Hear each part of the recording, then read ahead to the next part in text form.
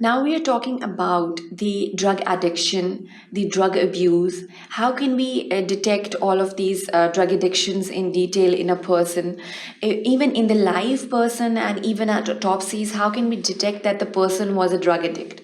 The main sign and symptoms are sometimes the trail marks or the injection site marks, the phlebitis or the normal thrombosis that is observed in the front forearm or even in the anterior cubital fossa or the front aspects of the thigh. These are the normal injection sites that are observed in such drug addicts.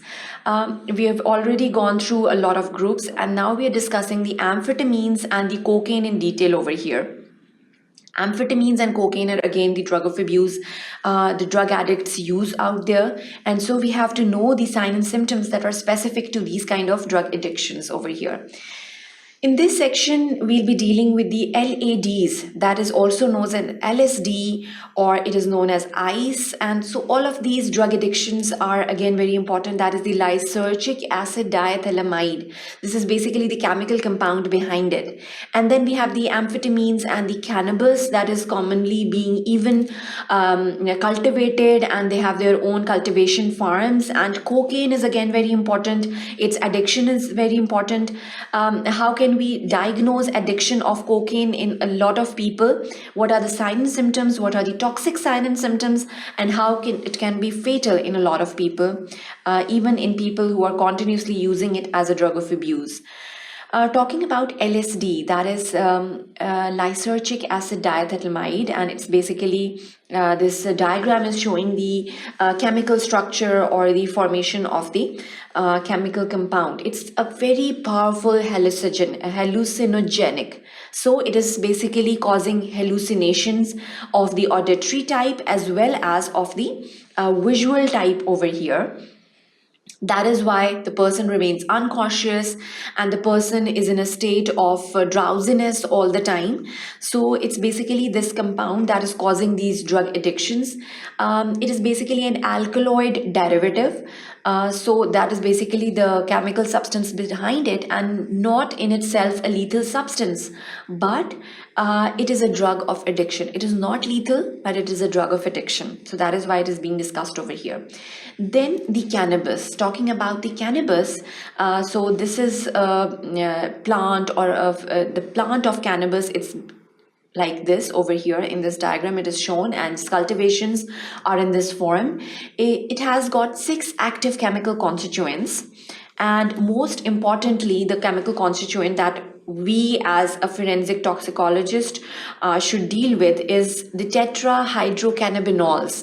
So that is basically what we are dealing with over here, and that can prove to be toxic in a lot of cases. Proof of the intake from the analysis of the urine. The samples which are important are the blood, the urine, and the swabs from the lip and the fingers are again very important over here.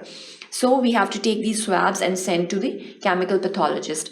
Talking shortly about the amphetamines. Amphetamines are again the drug of abuse that are commonly being used by a lot of people. At autopsy, no specific findings are observed in the person. So there will be the negative autopsy is again very important. Even if we have a negative autopsy at hand, we can still put it into the group of the suspicion of the amphetamine poisoning, and we can send the samples for the analysis. A rare possibility of cerebral or subarachnoid hemorrhages are again very important. So the radiological analysis is again very important in such cases. The chronic abusers may have blood levels of up to 2 to 3 milligrams per liter. Now the methylene dioxymethamphetamine. So it's again another compound that has been designed. So it is a designer drug that we were talking about. Designer drugs are basically the drugs that are being chemically treated. Amphetamine, as we were talking about, and it's being designed to be methylene dioxymethamphetamine. It's basically a designer drug, and it's also known as ecstasy or the party drug. So again, it's being commonly used at a lot of places. Again, I'd emphasize on the fact that the wrong person, if chosen, he can react to such drugs and can prove to be fatal for a lot of people. Even the adolescents that are taking these ecstasy drugs can be very fatal for a lot of people. So what are the signs and symptoms are basically shown comprehensively in this diagram. That is, there will be a heightened perceptions. It has basically a stimulant effect on the CNS. There will be an elevated mood and a reduced appetite. So these are basically the signs and symptoms observed in people who have taken ecstasy. Now the consciousness is quite in an altered state, so it's a consciousness altering agent. And then we have it is widely used as an illegal hallucinogenic drug, performing the visual as well as the auditory hallucinations at this time. No autopsy signs apart from a marked generalized cyanotic congestive state are being observed over here. So again, there will be a negative autopsy in such cases as seen in the amphetamines that we've already discussed. So you can put it in the negative autopsy states. One is the amphetamines, and then we have the ecstasy drugs. So it is again going to be a negative autopsy in such cases, and there will be a cyanotic congestive state, making it quite difficult because it will be belonging to the asphyxiating kind of deaths. The diagnosis it is made purely on the toxicological evidence. So again, the sampling of the blood, the urine, the CSF is sent to the chemical pathologist for further analysis, and he'll basically confirm for such type of intoxications they have taken place or not. Now, talking about the cocaine poisoning is again very important. There is a snuff box, and there are a lot of terminologies that are being used for the cocaine. It is generally known as the crack, and the place that this cocaine poisoning is taking place, it is known as the crack house. So in the crack house, basically a lot of drug addicts are found at the scene of investigation, and that is known as the crack house. And then we have a lot of other terminologies even related to this cocaine poisoning. That is one of them is the body packers. Body packers is used by a lot of forensic toxicologists because this cocaine is usually smuggled in the orifices of the body by the smugglers. For example, the vaginal orifices or even the rectum, all of these are used for the smuggling point of view.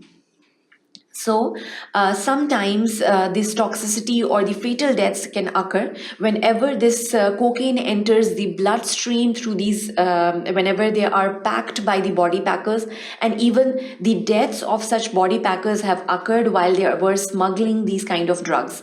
So this is again a very important phenomena that sometimes you come across or you see. So you should be knowing these terminologies as well. Now, talking in detail about the cocaine, coming back to this phenomena, the death by as little as 20 to 30 milligrams being applied to the nasal mucosa. So there is a snuff box, and sniffing is a common technique which is observed in such cocaine related phenomena. Then 1 gram is taken by mouth, which is not sometimes quite in a lethal state. And the systems that are usually affected are seen over here. That is the brain, throat, liver, stomach, skin, reproductive system, eyes, nose, lungs, heart, intestine, blood vessels. So it's almost all of the body systems are affected by this cocaine poisoning. The lethal dose is 10 times greater than used for the IV use, and there are no specific features that are observed in such cocaine poisoning deaths. The diluent used in cutting the drug for the street sale. So the normal injection sites are quite common in such deaths by the cocaine poisoning. Again, the lymph nodes are again very important in the lungs and the other organs. They have their characteristic features whenever the person has an addiction for cocaine. The particles of cocaine itself may be found as the microambuli on the phlebitis or even in the veins. And the pyogenic infections are very common in such drug addicts. That is the phlebitis and the distant embolic abscesses, that is very commonly occurring in such patients of drug addiction. So in this section, basically, we dealt with a lot of other miscellaneous drugs, that is the LSDs, the cocaine and the cannabis. All of these are discussed over here in this section. That is the end of this section. Thank you for watching sqadia.com.